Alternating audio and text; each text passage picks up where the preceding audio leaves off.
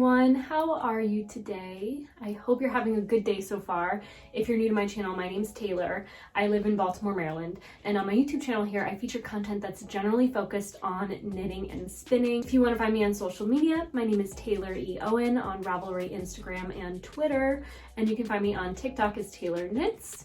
If you like this content, do please give it a thumbs up. It helps me so much in growing my channel here on YouTube, and if you haven't already, do please consider subscribing to my channel, and if you do, hit the bell so you get notifications when I have new content uploaded. Thank you all for joining me today. I, again, hope you're doing well. I have a few updates to share with you guys on the knitting of Jessie Maed's new pattern that's in testing right now called the Gr8 Gingham Sweater or Pullover. And I wanted to talk a little bit about what makes a beginner pattern, because I do feel like it's a topic of discussion and one I have a lot of thoughts about, and I thought it might be helpful to you in case you're either new to knitting sweaters, haven't knit sweaters yet, or maybe you've knit a few sweaters already, but you just want to know what my thoughts are on the subject of a beginner pattern. First, I'll share with you some of my thoughts on knitting this particular design. I've completed knitting the body up to the armpits. I think I may adjust it for fit once I get both the sleeves finished. I think that I may consider adding more length still. I added one additional repeat of the chart. I think I might add 1 or 2 additional repeats. The measure of the Actually, I'm wearing a raglan shaped sweater right now, so I can maybe show you visually what I'm talking about. I'll use this side maybe to show you. But the yoke depth, which is measured from here across the raglan shaping to the bottom of the armpit, I believe is about 7.5 or 7.25 inches. So based on that, plus the length I've knitted already, should be the length of the sweater sort of generally. And so I need to get out my measuring tape and decide if it's enough. I don't know yet. I haven't really thought too much about it, but that's my general consensus on what information I'll use to decide if this is enough. That's one main criticism some knitters have about working bottom-up sweaters, is that you never are sure if it's going to be long enough. And when I knit my very first bottom-up sweater, it was Ella Gordon's Ola yoke. I made that sweater a little bit too long. What I'll do before the next episode is I'll try this on. Hopefully I'll have joined the sleeves at that point, which will make it a little bit more rewarding of a test, and then I can always rip back a few rows and then decide if I need to add more length to either the arms or the body. I feel like that's a worthy investment of time to make if you're not sure and you're knitting your first bottom-up sweater and you don't know if the sleeves are long enough or the body's long enough. Is just get to the point where you join them together, try it on immediately, and then rip back if you have to. It's a worthy investment in my opinion. So this is the body. I also have one almost finished sleeve. I shared on Instagram, TikTok, and on YouTube my little technique for knitting color work in a small circumference round, which I'll share again with you guys today. But I did want to just give you a look at what it's like and tell you about my technique of starting this sleeve. I used my 9-inch circular needles to cast on the ribbing. I utilized the size 4, just as I did with the bottom rib, and then I went up to the size 8 9-inch circular needle. I find that I knit a little bit tighter when I'm using 9-inch circulars, so instead of using the 7 like I had been, I went up to an 8, and I began the first repeat and a half working with the 9-inch circular, and I really hated my experience. I knit almost all of my small circumference knitting with 9-inch circular needles and generally love the experience. However, the bulk of the yarn, which I'm working with a DK weight and a sport weight yarn, both of them woolen spun, so they're a little bit loftier than other yarns. The bulk of the yarn, in addition to the bulkiness of the Colorwork fabric, really made it cumbersome to knit with 9-inch circulars. I switched to the magic loop method using my 32-inch cable and the size 7 needles. And I believe, just so that I know that my sleeves are gonna match, I'm gonna do the same thing with the second sleeve, even though it felt like torture to knit the first few repeats with that 9-inch circular. So just so that I have same, that's my plan for the next sleeve. The colorwork chart is quite intuitive, really simple colorwork chart. It's definitely a colorwork chart I would recommend for beginning colorwork. However, if you're a beginning sweater knitter, I wouldn't recommend colorwork chart on the sleeves. Small circumference colorwork knitting is tedious. It can be frustrating, but if you find the right method for you, it is quite pleasurable and gives a very spectacular result. Now I'm going to show you my colorwork in the round method just really quick in case you didn't catch it in my previous content. I start with the needles lined up like this, right? I have my working needle in the back of me, and I'm gonna, for this colorwork chart, I'm gonna divide it into 10 stitches at the top because that is 5 stitches per each check mark, so 5 and 10, and then I'm gonna push my needle out like this, and here I have my work ready to go. I don't know if it's easy for me to show you with this particular camera angle exactly how that's working, but the benefit of popping the needle out like that and giving yourself kind of a little mini triangle is that you can hold your work in front of you flat again, so you're not getting that kind of corner to turn with the traditional magic loop method. I'm just gonna knit to the end of this row for a moment. I chose 2 woolen spun yarns, as I mentioned. The light color is Elsa Wool's Cormo woolen spun sport weight yarn, and then the darker color is Abundant Earth Fibers Verdant DK. So I am combining bases of slightly different weights. The difference is quite negligible in my opinion. Sport weight isn't the most common weight of yarn. You more often find fingering or DK, and sport fits a little bit between them. Okay, you've had enough. Something interesting I would like to note is that I'm coincidentally wearing a sleeve that is almost identical in design. I did do the twisted rib on this one, and this is knit with a fingering weight yarn held together with silk mohair to make a DK weight. It, of course, is not colorwork, so it's a lot less bulky. And I think because of the drape of the silk mohair yarn, in addition to that fingering, well, you know, lighter weight fabric than this one, it has a nice drape to it. The crease of the elbow and that bend has kind of given it a little bit of an organic shape as well, where I feel like the sleeve kind of hangs in a very nice way. It has, like I said, just kind of like drapiness.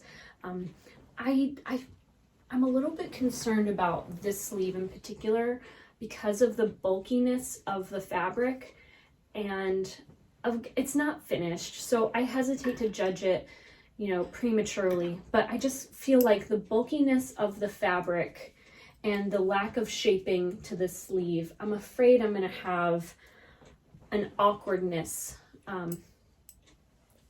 to it. Like, I'm not sure if I should knit it a little extra long so that it has kind of a casual quality, or if I should make it a little short to be like a bracelet length and give it some little bit of, I don't know, elegance. I'm gonna just try to maybe repeat what I have going on with this sleeve, but add maybe an extra 2 inches so that it comes right at the wrist, but sits nice and straight without any tug or pull. So ultimately something like this amount of length, which can be hard to estimate, to be honest. When you're working that bottom up, it's much easier to do a top down and know you're getting the right length of sleeve. But whenever I'm kind of measuring how long is long enough for knitting my sleeves, I always bend my elbow and implement that general shape when applying my measure. So I don't know if I articulated that well enough. I'm experiencing a whole lot of brain fog right now. I feel like I'm under a lot of stress, and I just really wanted to sit down with you guys and talk about things as benign as knitting, because it is such a relief to just think about things as pleasant as yarn and design and kitty cats. I shared a little bit on my Instagram stories last night what I'm going through, and I don't want to bring that onto this platform because I know a lot of you come here to relieve yourselves of stress, and so I'll just leave it at that. But if you do want to find me on social media, then you would know all of those nitty-gritty things, and maybe you're going to be in a different place to kind of take all that in. So all that to say, I apologize, I guess, if I'm not as bubbly and excited as I typically am. I'm not as animated as I typically am. I'm just eager to record and chat a little bit. And then I think I'm going to do that retail therapy I talked about doing in my previous episode. I said I was going to go to Ace Hardware with my coupons, and I never made time for it. And I think that today I'm going to make time for it. And that's that. I just want to buy soil, think about planting, and what I'm going to grow in the garden come spring. I'm still doing my no-buy. I guess I'm cheating if I go to Ace and I buy stuff, but you know, I'll just be very transparent about what I buy and what I don't buy. I'll just have to accept some humility in being a little here and then there on the subject of purchasing. It is what it is. I'm sure you understand. If you don't, you're probably not watching anymore at this point. So that's that. What else? Oh, beginner sweaters. So I talked about this in my previous video about this test knit, and I want to just mention it again because I feel like it's a really big topic worthy of plenty of discussion. And this sweater in particular is designed simply with a colorwork chart that's nice and easy. It's a raglan design, which can be a more approachable shoulder shaping technique, I think, for beginners. I did find it difficult, actually, when I started knitting sweaters to do, I would forget, because the rows were so long, I would forget, am I decreasing this round or am I not? Because I wasn't an expert at reading my own knitting. But if you can read your knitting, the raglan shaping is quite easy to execute as a shaping in general. You know, it's much more approachable than something like a set-in sleeve design where you have to like pick up stitches around the armhole, certainly much more approachable than that. But it doesn't have any neck shaping to it. It has, I think, I haven't really read the instructions yet, but I'm guessing you join the front and back and then you knit the collar. And what that can result in is a sweater that has sort of a high neck at the front, and it'll fit more like this, which isn't aesthetically unpleasing, but I will say it can be uncomfortable to wear. Not a lot of commercial products are made that way, and so we're not used to feeling fabric pulled so tightly around the throat. I find it quite constricting, and I hesitate to make any garment that's going to fit me in that way, because if I'm going through all of the effort to make something, I want it to be the most comfortable it could ever be and the most well-fitting I can make it. And because of my experience knitting multiple sweaters at this point now, you know, I have that standard, and I feel after several years of knitting many sweaters, I feel comfortable modifying this particular pattern so that I can incorporate shaping to the front, and it is my goal to share that with you on my platform here and make that information accessible so that if you want to knit this pattern or some other pattern, you know that it's possible for you to follow your own instruction or my instruction on how to execute that task. It does feel like a little bit of a lofty goal, like I'm making promises here, but I hope to live up to that promise to you and deliver those instructions, because I feel like it makes something as gorgeous as this, I think, will be, even better. And I'm excited to have this in my wardrobe one day. What else? Beginner sweaters. So, you know, I feel like some people sometimes, not even, I feel like there's this assumption that simple equals beginner, and it is simple to not incorporate neck hole shaping. But I do feel like that is more simple for the designer than anybody else. I think that any beginner can figure out shaping with the right instructions. And so I just feel like a beginner sweater, in my opinion, is a few things. It's not necessarily simple, but it is clear and has specific information provided. So one might be a dimension chart. I know there's few patterns that I've seen this incorporated in, but I know Kate Davies designs, at least the few that I've purchased and looked at, have dimensions for not just the chest or bust measure, but it'll have the length of the arm for each size, it'll have the waist for each size, it might even have the yoke depth of each size. I think that this pattern I'm testing does have that as well, so that's a testament to, you know, the value of the pattern. But I don't feel like a beginner pattern is necessarily simple in not having shaping to it that many other sweaters have. A beginner sweater, in my mind, is one that is easy to estimate, you know, the future. Like, as you're working it, you kind of know more and more confidently how it will result. The first sweater that I ever knit was a, I'll just say it's a Andrea Mowry's White Pine sweater. It's a set-in sleeve design, worked seamlessly and ultimately in the round. I think that you cast on a number of stitches flat and then split for the right and left shoulders, and then you work them separately and then join the bottom of the crew neck with the stitches you cast on, and then you work in the round, and then you pick up and knit the sleeves with some short row shaping to make it a set-in sleeve. That was a pattern I had to stop and restart and re-knit maybe 7 different times before it got going. And maybe it's not the best sweater to start if you're brand new to sweater knitting, but it did teach me some resiliency and the assumption that it's normal to have to stop and restart and knit again. Of course, I was frustrated many times. Of course, I could have easily quit and not continue, but the experience of doing that taught me a whole lot.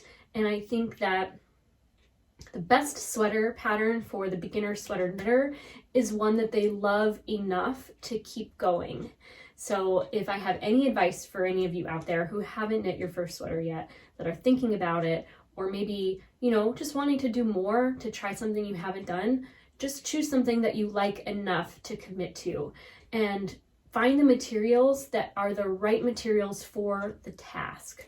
I am going to acknowledge that a slipperier yarn, a drapier yarn than this woolen spun yarn might have been a better choice for the Colorwork all overness of it. But this is what I have, and I'm knitting from my stash, and I loved these colors together, and I thought I would give it a go. It's just going to be a slightly different version of the pattern than the original samples, which is fine. It's going to be my sweater, and I'm going to like it. It's going to have the shaping I want, and I'm excited to share that with you guys. But materials are important. Make sure you're using materials that you really really love as much as the pattern, and that are appropriate combination for the two. So I don't know, those are just a couple of my thoughts on beginner knitter patterns.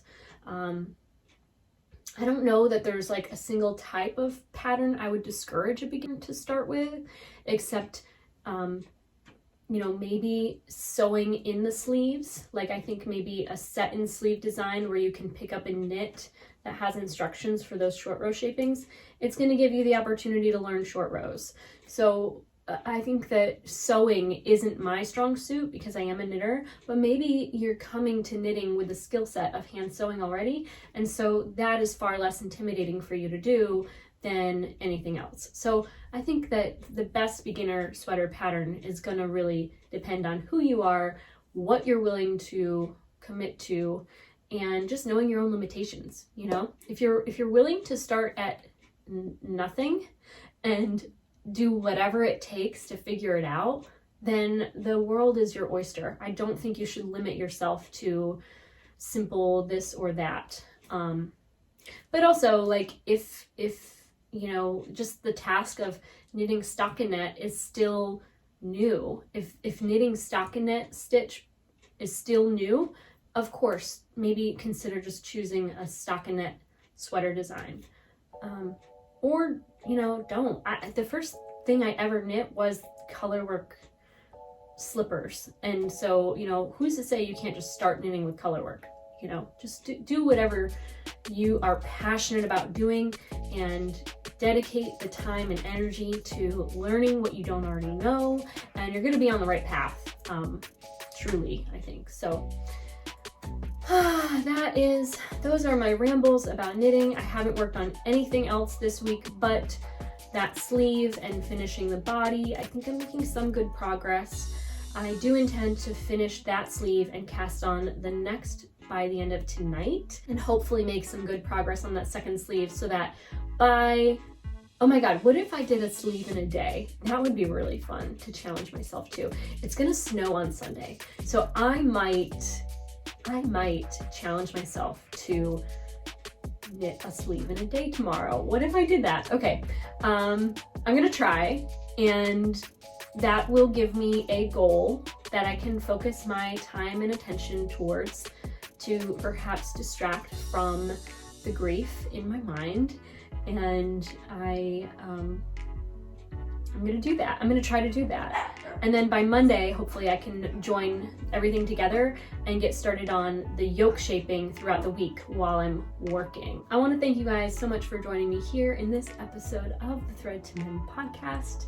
Again, if you want to find me on social media, my name is Taylor E. Owen on Ravelry, Instagram, and Twitter. You can find me on TikTok as Taylor Knits. And I want to thank you again so much for watching. I hope you have a wonderful day. Take care.